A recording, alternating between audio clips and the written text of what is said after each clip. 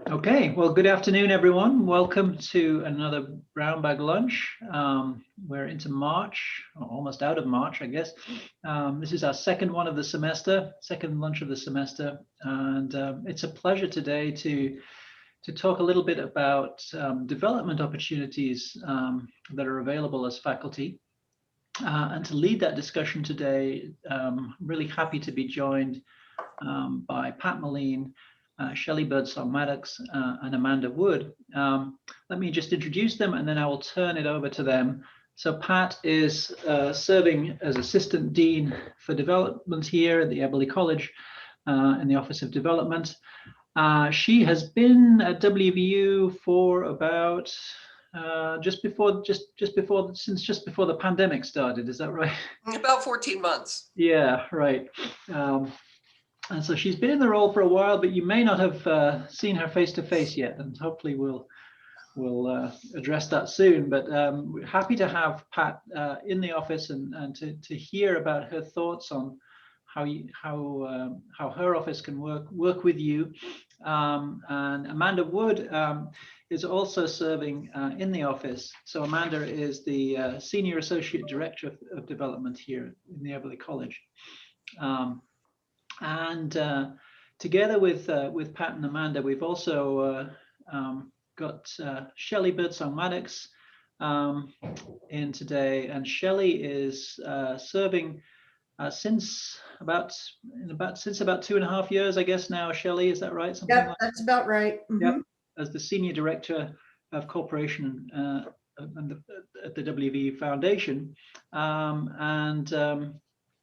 so together they will go through their take on these issues and hopefully provide a lot of sage advice. And so as you listen to the presentation, feel free to drop questions into the chat. We'll once we get through the slides, we'll have Q&A for the rest of the hour, and we'll hopefully have a lively discussion. So. Without further ado, I will hand it over to Pat, Shelley, and Amanda. All right, Duncan, I'll start off. So we appreciate the opportunity to come and chat with you today so that you have a better understanding of what our office can do. I come to WVU with about 30 years of fundraising experience at a number of universities. And I've been at 4 Big 12 land grant institutions now. So I'm really thrilled to be in the College of Arts and Sciences, and equally thrilled to be working with Shelley Birdsong-Maddex, who has a long career in corporate and foundation relations. She's come here from UC Davis. She's very active on the national stage about talking about how corporate and foundation fundraising is changing and evolving, and she's very on top of the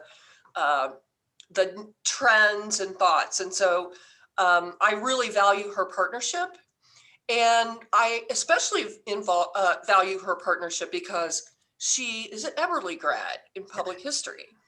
So she's going to fight for us, which is good. Yep. We're going to talk about introduction. And of course, Amanda has been here 2.5 years, I think. Speak up so they can see you. Yes, be 3 years in September. And Amanda is fabulous, and we're working together. We should be adding a third person soon who will do kind of more lead annual giving, and then our team will be in place.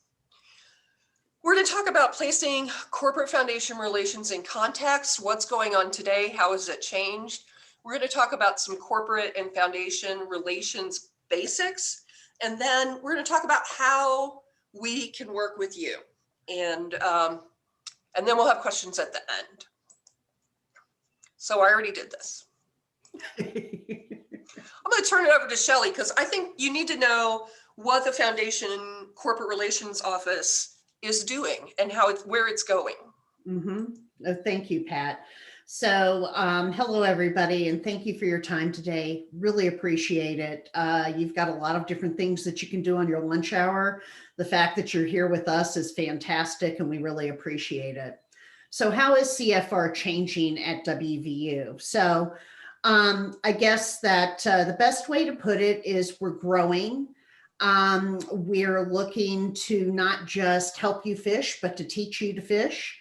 And we're also interested in implementing strategic approaches that hopefully will garner not just funding, but also relationships with nonprofit foundations as well as corporations. We now have, where I came in, it was really an office of one because my predecessor had been gone for a solid 18 months before I got there. We now have 4. So I have a director of corporate and foundation relations that works on the health sciences campus. I have Loretta Masholi, who is mostly corporate relations, focused on STEM activities as well as the downtown campus. I just hired another grants management person. Her name is Jill Zangari, and she's just joined us.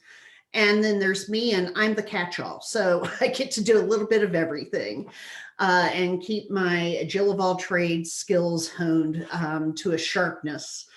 So anyway, the next slide, please. So what do we do? This is a big question because everybody's like, well, I've got a relationship with such and such, and I have a relationship with such and such, and you do. There is no debate about that whatsoever. But what we're here to do is to help augment and think of us as like your personal assistant to the foundation and corporate world. If you don't know how to say it, we probably do. If you don't know how to get a hold of somebody, we probably do. And so just call us, give us a call. We're at the foundation, or go directly to Pat and tell her that you're interested in pursuing corporate and foundation dollars. And Amanda, sorry, Amanda. We're happy to sit down with you at the beginning of the ideation process. And our unit is a unicorn at the foundation in that we do everything from ideation all the way through to stewardship, which means we will help you research, we will help you identify prospects, we will help you cultivate those prospects, help write your proposal, help with budgeting with the kind and able help of Erica and Leah. And then we'll also facilitate any reporting and those types of activities after effect, all geared towards making sure that your funder knows that we take very seriously the generosity that they've shown us.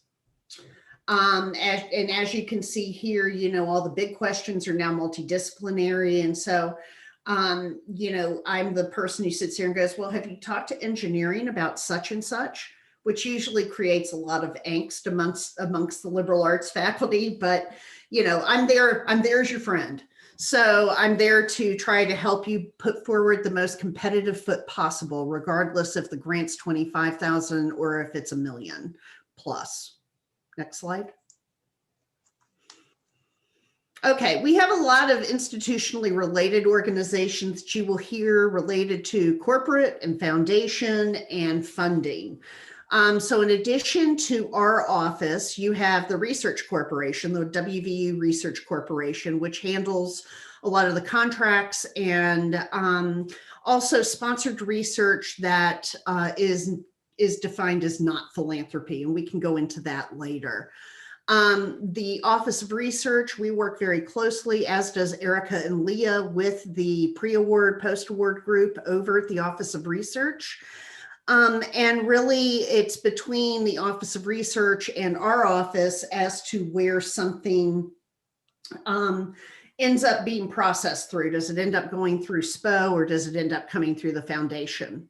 And then, of course, there's us, and then there's a small unit within the Strategic Initiatives Group run by Jack Thompson that is called the Office of Corporate Relations.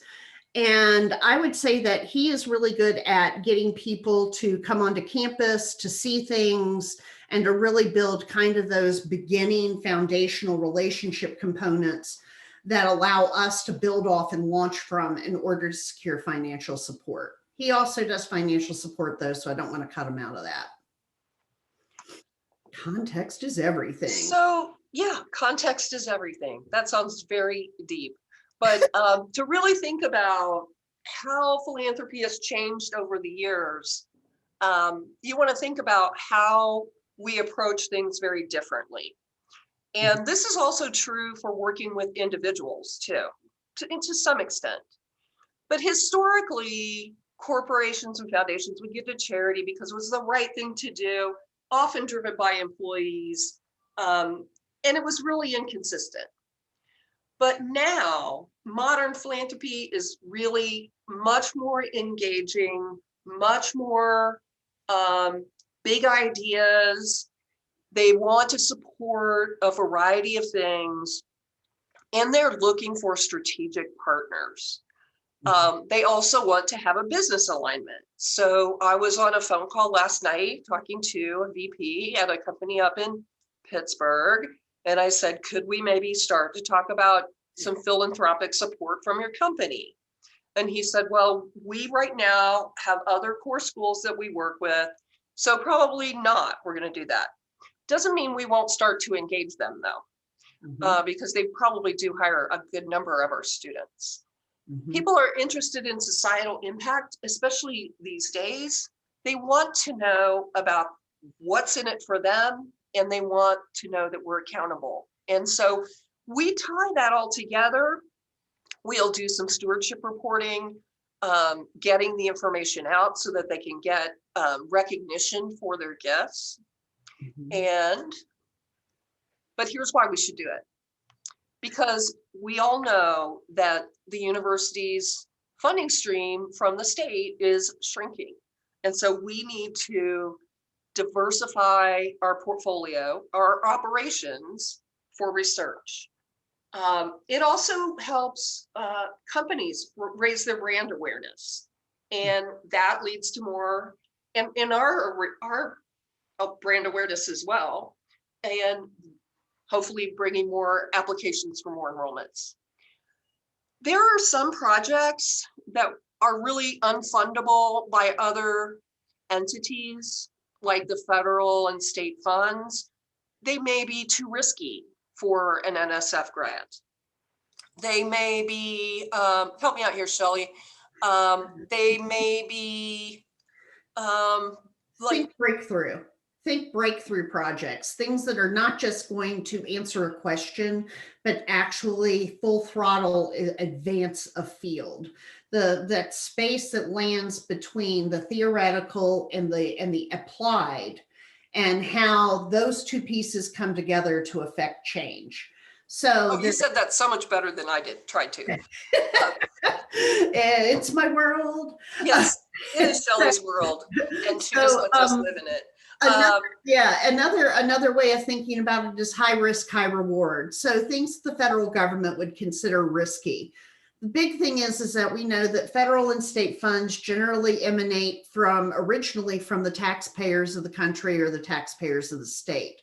And so when legislators and the agencies determine what they're going to support, they not only have to balance the desire for more scientific knowledge and driving knowledge forward, but they also have to take into consideration the policy implications and the impact on their constituents.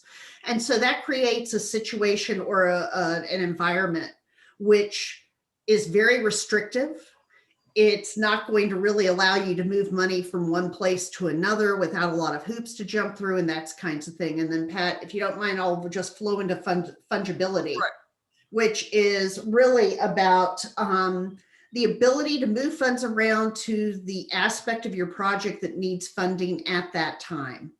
And so with a good reason and with good communication and a relationship with your funders, if you need to take $10,000 from one aspect of your program and move it over to, say, hire a student for a semester to help you get through a key piece of the effort, then you write a note, ask for the permission to do that.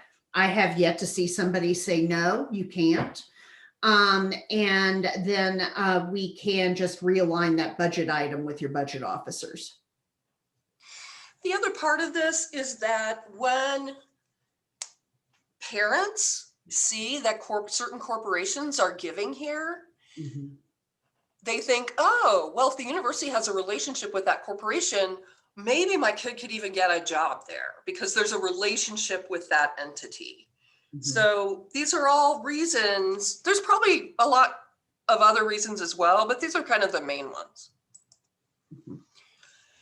So this is a chart that shows you giving by source. Where do the funds come from?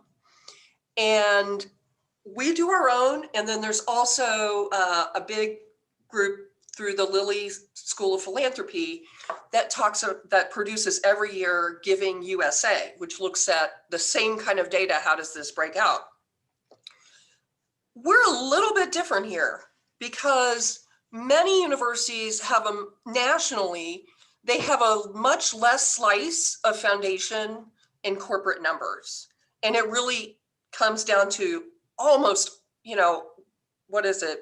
70% individuals and estates. It really is. So this looks a little bit higher, but here's the caveat. We, as a big research university, are able to get some very nice gift in kinds that we can book. And those gift in kinds are very valuable to our students and our faculty, but they're very expensive. And so you also should know that when we get a gift in kind, you will get, when you're working with us, you'll get to know what the retail value of that is. And then we discount that out because students aren't here the whole year. It might depend on how many licenses you have. It might depend on how many students you have using those things. So it discounts down. So we are working to complete a gift in kind with geology and geography, which will book somewhere around roughly $10 million for an annual license. So it's important for us to know these so we can really represent what activity do we have going on in these buckets. And it's not just software that we get a lot of different things. Shelley, you want to add? Sure. We can take donations of expertise. So if you have an alum who is like the world's best rocket builder in the world and you want them to come do something, teach a class at physics, then, we can actually provide them a philanthropic credit, not a receipt, but philanthropic credit for the time that they spend on campus. And for some people, that's important. Particularly attorneys, I've come to find out. Okay. That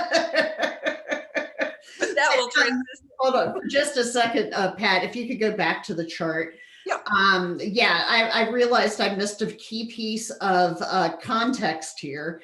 And that is that for 2020, our giving was $145.8 million rounded up for all intents and purposes. And you don't even have to do the math. If you really want to know how much this breaks down to at each number, drop me an email and I'll share it with you. So that's all. We'll do that. We'll put that on there for next time. There you go. Okay. Did you jump over the chart? Am I doing this? Oh, I did, but it's down lower. Oh, okay, no problem. Okay, what do foundations support? This is probably the most important of all. And as part of this, we're going to be forwarding to Duncan and the Eberly research group, as well as Pat and Amanda, a couple of one-pagers that explain various aspects of corporate and foundation fundraising, how to identify a good gift, or what's a good project to go for funding. There are a lot of good projects out there, but there's limited funding, and so you need to know how to position yourself best. Foundations tend to support programs in education. They tend to support in-kind donations. They also do research, and service programming should be in there somewhere, but I think I put that in the programs and education space in my mind. But it's also important to know just exactly what corporations and foundations will not fund as the norm. Now, I say this because you watch the news, everybody does, and you'll see Google has done $25 million to support women entrepreneurship, or Verizon's given this amount of money to support a girls making project and that kind of thing. Generally, those funds are going to large national organizations that have the scale and the reach that these international companies are looking for. But it also provides us an opportunity where we can reach out to them and have a discussion about how WVU and how West Virginia can be on that list. But they will not support endowment. So endowed scholarships, endowed fellowships, endowed professorships and chairs generally are off the table. Now, if we have a highly placed alum, say like the former CEO of Northrop Grumman, then we might be able to go to Northrop Grumman and ask them to support a named professorship or chair in honor of that alum. But those gifts are few and far between, and generally it's after you've made a lot of, you've made some great progress in your relationship with the corporation. Another key piece to this is when you go pursuing funding is that corporations and foundations want to know how you're going to keep the program going beyond their investment. This is probably should have been number one, and it probably should have had its own slide standing alone, because this is really important. Foundations and corporations are making strategic investments. They want to make sure that the work they seed or that they initiate actually it does lead to something more permanent and doesn't end when the project ends. And so, you know, having an understanding of how you might sustain your efforts, or how it might go from a pilot phase to a demonstration phase to a final phase one, or whatever that structure is, then, you know, we should address it at least briefly in a proposal to show that we're committed to the program beyond just the funding. And if you have challenges in making that case or figuring out how to do the sustainability pitch, please call us. That's what we're here for. And then they don't do naming opportunities. This might as well have been with endowments, because generally naming opportunities come with endowments. But for the sake of this, we've actually had a corporation who gave us $200,000 to create a learning lab in engineering. So they will, that's a kind of a, it's named for the company while the company is still giving us money. But if they stop, we can take it off. It's really kind of an awkward arrangement, but I inherited it, so I'm just making the best of it. They want the students to see their name that they're supporting, so that when they recruit students, they'll know that name. Yes. All right, so then why do they fund? Why do corporations and foundations fund universities? So, you know, in talking with corporate organizations and corporate representatives, the number one reason, or one of the top reasons that they are coming to us is because they want to know not what's happening in the industry right now or how you can fix that problem in the industry right now. They also want to know what's coming at them. What's the next 5 years look like? The next 10 years look like? And how can we help them prepare for it? And I think that's really an important aspect, particularly in working with corporations, in that it all ties back to what their business needs are. And so if we can make those connections of how our work actually advances their goals, the better off we are and the more competitive we are. They appreciate the flexibility of of the university environment. Okay, I don't know how many of y'all just laughed, but it's true, they do. But they appreciate it because of the flexibility of bringing in multidisciplinary teams to come in and talk about a particular problem. And so they like the fact that we have access to multiple expertise across campus as opposed to just a single source. We're actually, I'm puzzled over this now. There's also a need for prestige awards. So I'm sure y'all have noticed on the OSP website announcements for KEC. That is run through my office, but we do put the announcements on the office's sponsored programs website. And soon, God willing and the dams hold, we will actually be doing some targeted presentations on prestige awards like HHMI Investigator Awards and the Keck Foundation to help you parse out and determine whether or not that's something you want to apply for. Next slide. One. How is corporate and foundation funding the same? Well, I think we've covered this, so I'm not going to go too far into it. I'll just reiterate again, they're limitless opportunities, but limited dollars. And so that's where the competitiveness or the competitive edge begins. Another thing that's really good to do is cold proposals. What do I mean by that? We also call them proposals thrown over the transom. For anybody who's online who might be an architectural history buff or expert, that would be the window above the door that used to come in 19th century buildings. And so we would basically, we call cold proposals throwing them over the transom. The likelihood of a transom proposal being funded by an entity is less than 10%, if not less than 5%. Most organizations want to have a conversation with you before you go through the trouble of making a big application. This helps you ensure that there's alignment. This helps you build the relationship. This helps you flesh out why it might be important to the foundation. And most importantly, you're building a relationship for the person who's going to stand in front of a board of directors and advocate for your project and the funding of it. And so talking is always good. It's also about networking. If you've got an opportunity to go to a conference, go. Anybody you meet can be somebody that can be helpful. It's always the same. We're at 12:30. You want to move on? Mm-hmm. How it's different. Foundations generally, they have buckets, but they're all tied up in program areas, which are all nicely usually laid out, and you know exactly what programs organizations are looking to fund. There's some you don't. That's why conversations are so important.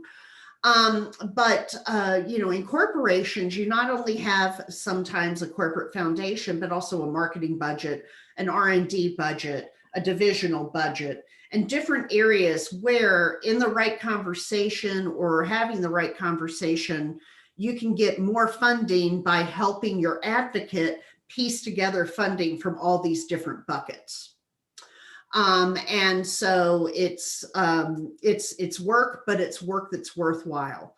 Another key difference, it's okay. Another key difference, and this is really important, is the fact that foundations will usually give over 3 to 5 years for a particular project. I haven't seen a 5-year grant in a long, long time.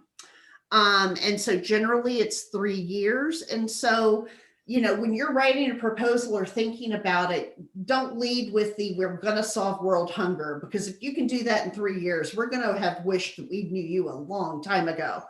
And so keep in mind, keep realistic about what it is you can accomplish in the time period they're going to provide you. This is really important because you don't want to overpromise and underdeliver. If anything, we always want to be in the position of underpromising and over-delivering. Corporations, on the other hand, give annually.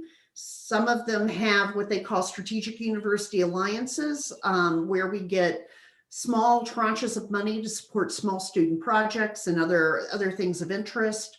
But it's really, that's all donor directed funding. We don't have a lot of control over where that goes.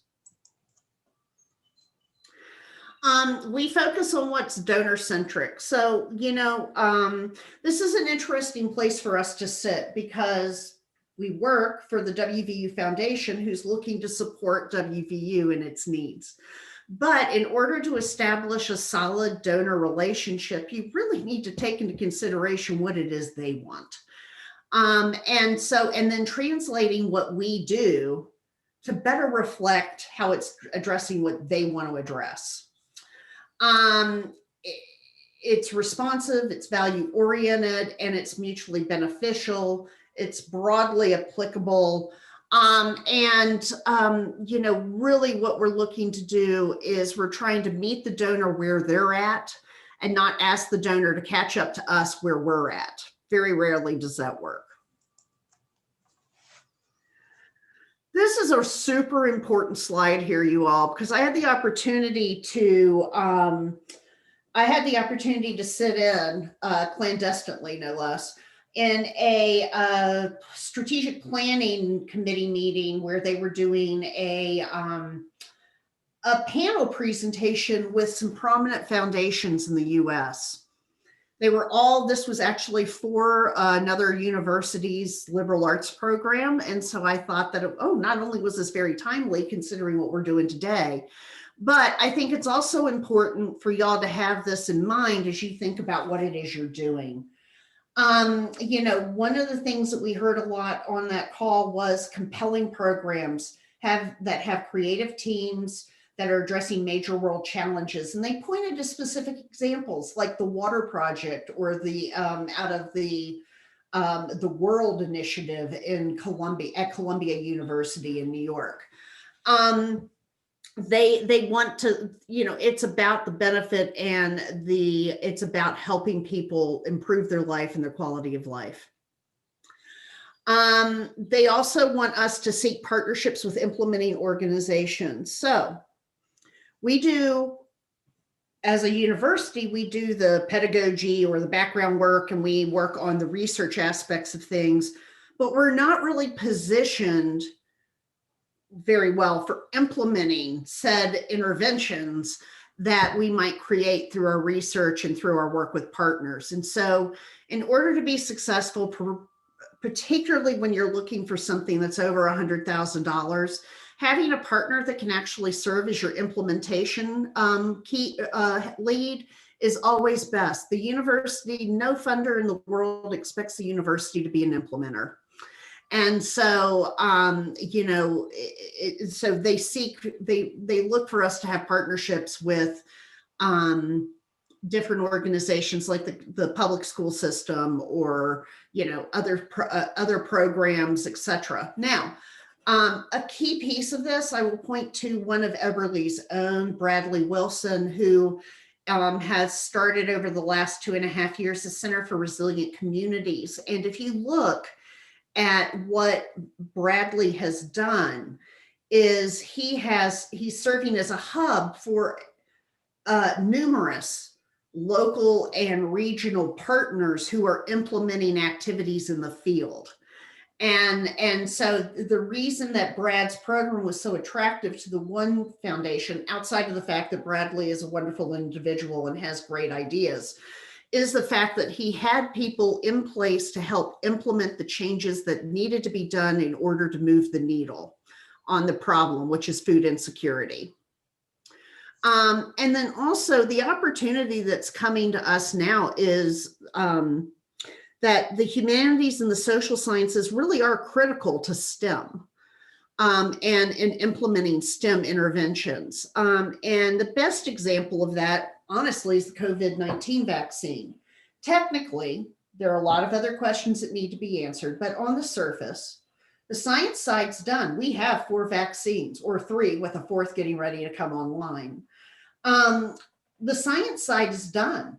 But honestly, it's now about the anthropology and the sociology of getting people to appear to get the shot in order to take the shot. And we all have our friends and family members who have unequivocally said they're not going to have the vaccine.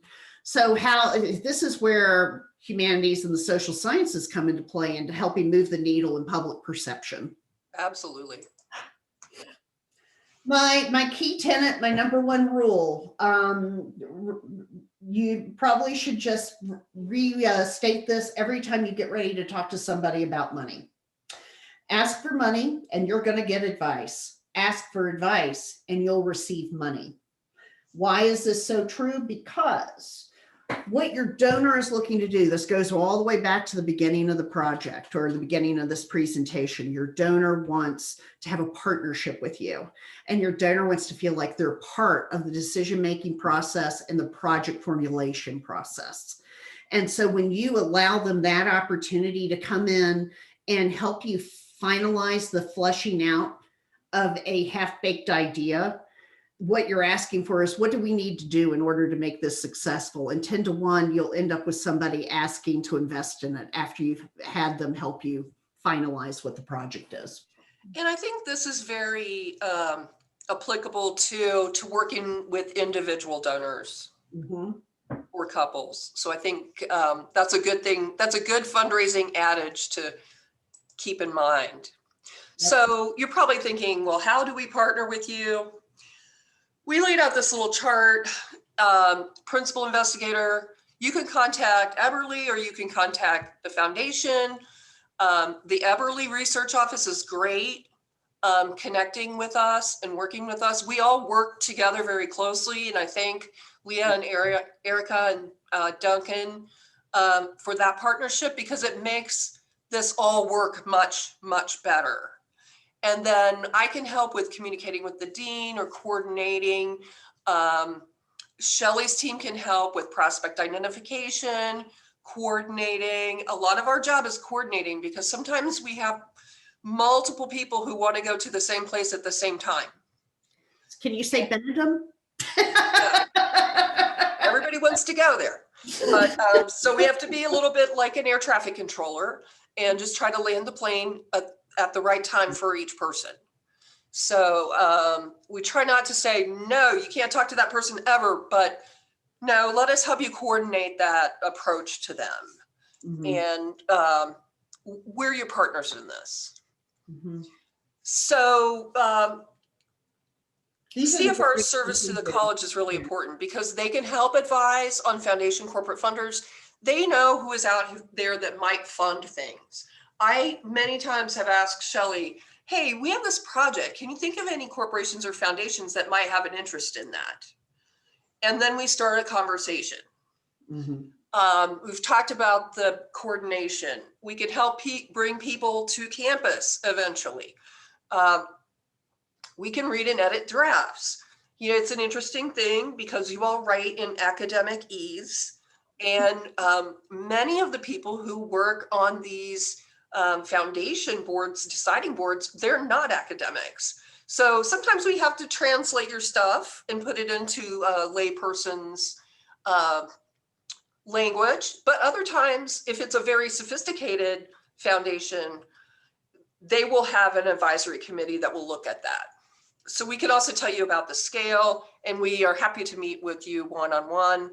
And if there's anything more you want to hear about, let us know.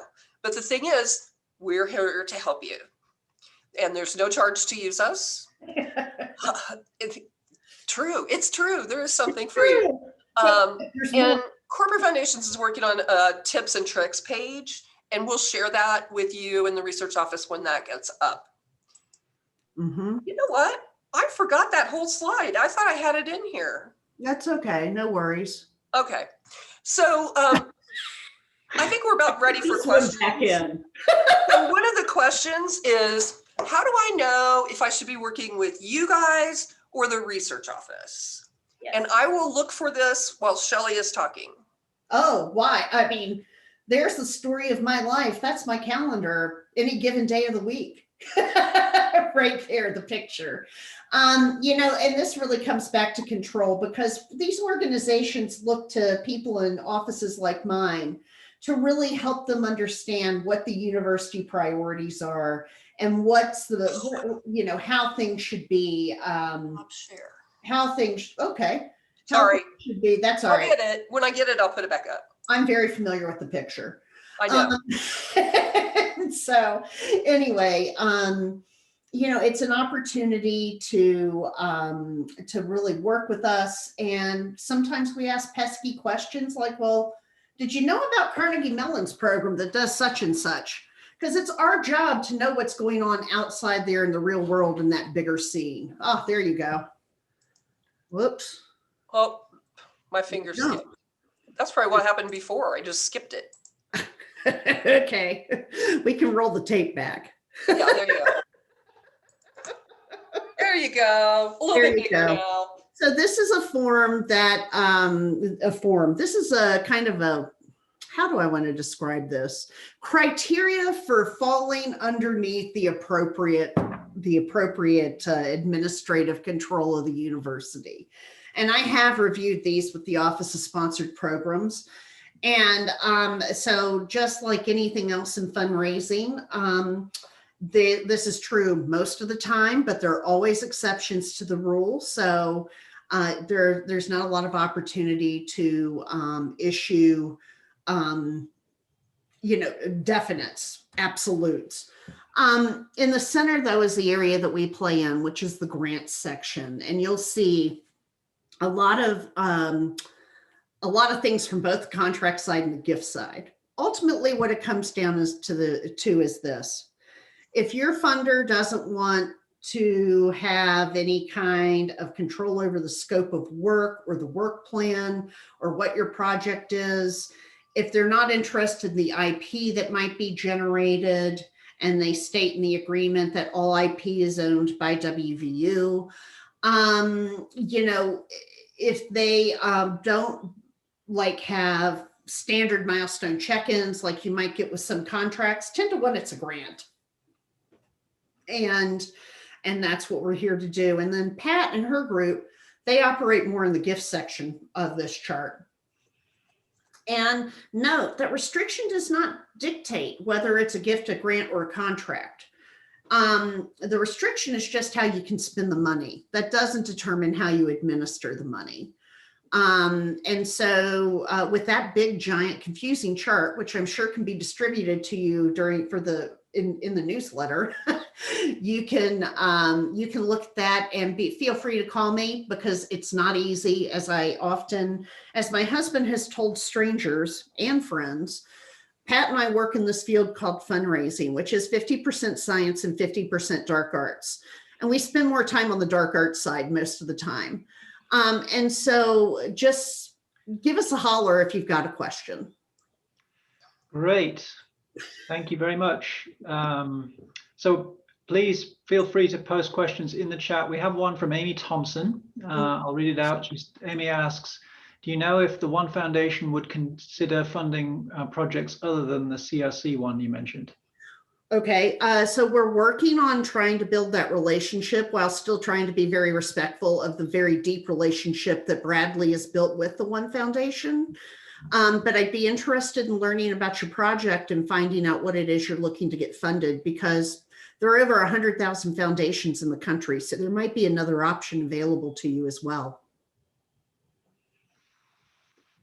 Yeah, I think that's a very good point. You guys are just so well connected to these things that are quite hard to find just from web searches, frankly. I think it's just such a valuable resource.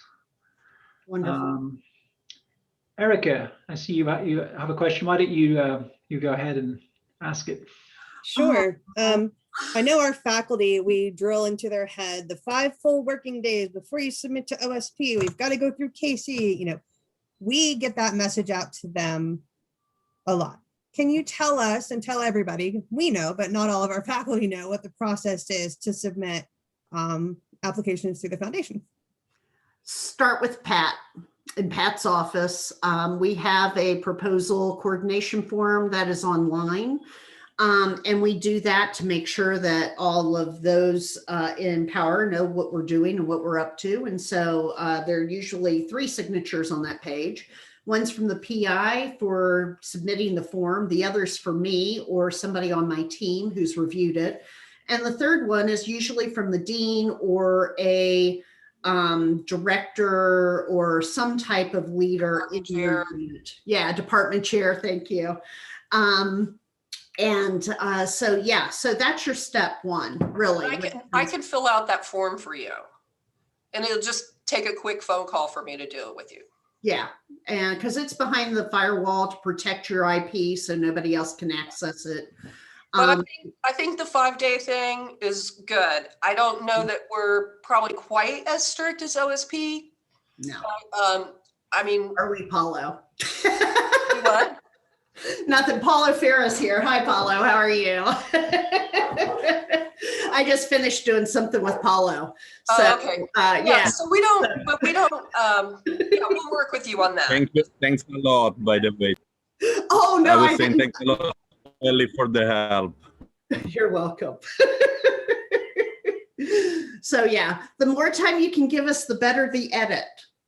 Let's put it that way. And the less anger my husband has because I'm actually having dinner with the family.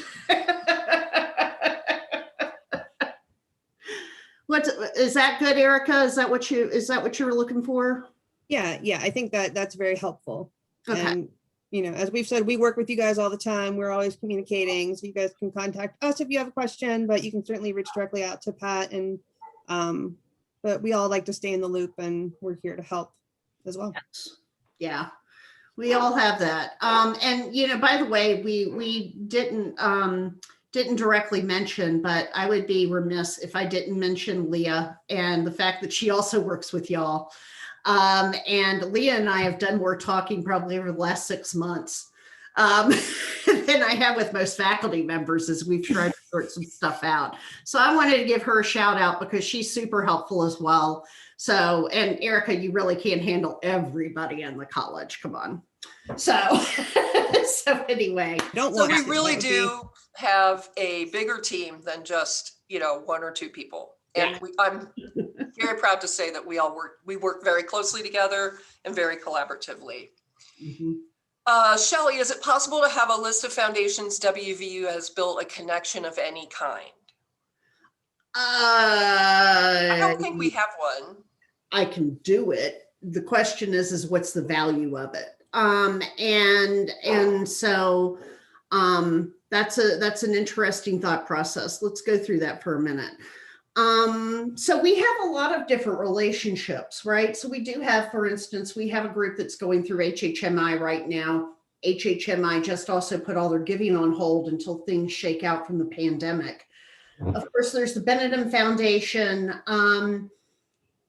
There's the Christopher and Dana Reeves Foundation. There are a whole bunch of foundations.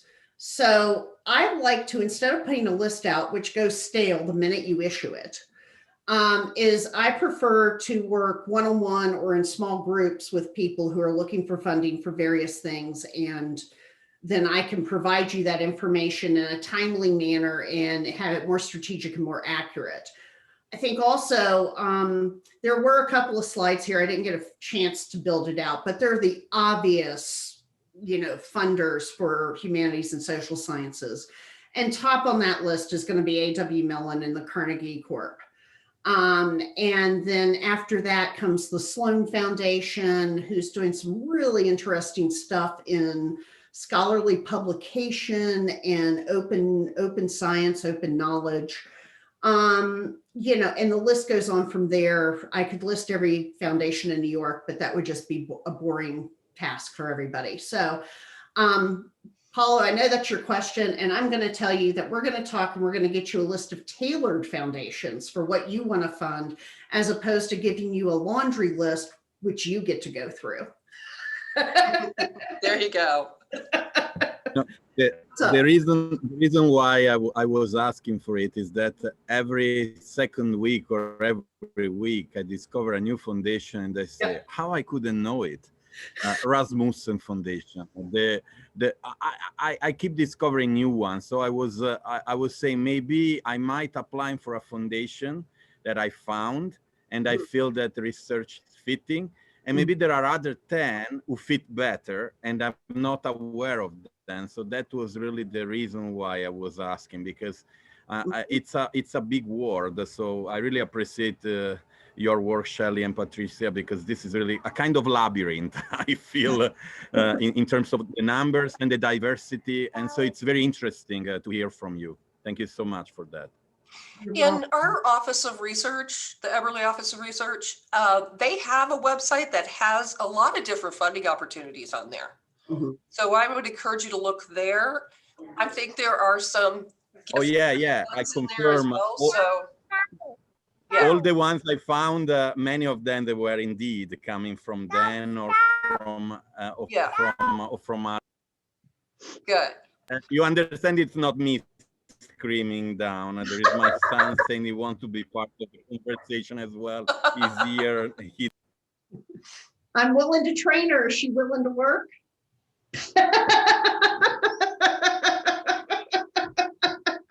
Then you can have your own Human in-house rights. There is a library. problem of human rights. Probably a little too young, Shell. Yeah. Interdisciplinary teams. Yes, we could sit down with some interdisciplinary teams to kind of to help them develop out ideas. I think our faculty have good ideas. Sometimes they don't always sit at the same table and talk about them. And I think that's one of the reasons that we're looking at this upcoming thing on transdisciplinary research. Do you want to plug that a little bit, Dunk?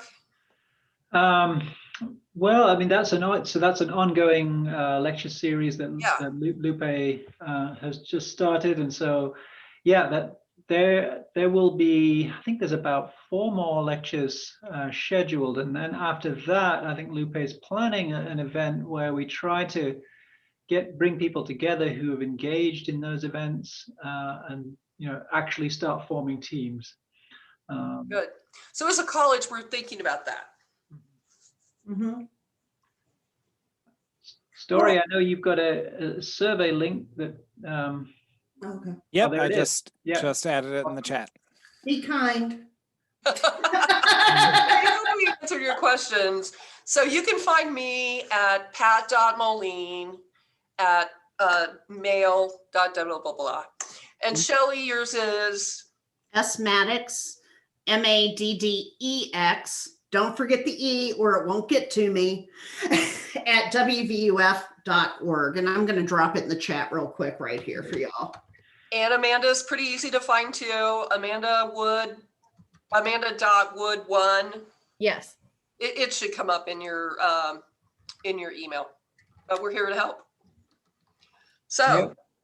go find some things we can get. Yeah. for you. Anyone have any last questions? I know we're running up against the hour. Please do take a moment to fill out the survey and also suggest future events. And I'm welcome to come back and talk about all different kinds of stuff. If you want to talk about grant writing, if you do want to talk about, prospecting and what we look for and how you go about, so, faculty members can do a little bit more parsing before they get a hold of us, happy to make that happen. And then also don't forget, there's some very helpful resources at the WVU Library's webpage, particularly concerning Pivot and Foundation Directory Online and other tools that they have. Please take advantage of them. And then somehow over the, through all of this, we'll get to all of y'all and help you for sure. But I'm more than happy, Duncan, to come back anytime you'd like to talk about something a little bit more honed and specific. Yep. So just great. let me know what y'all want, or just text me. I'll come talk to department chairs, department meetings. I'm a lot of fun. And, we can. That is true. That is true. Just ask Pat. I'm working on my second career as a stand-up comedian. And so anyway, don't be shy. Don't be bashful. We're nice people and we look forward to talking with y'all. Thank you guys so much.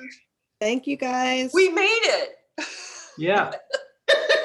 On time. All right. Thank you. Yeah. Really appreciate Have it. a good day, guys. Bye. Thanks. Bye. Thank you.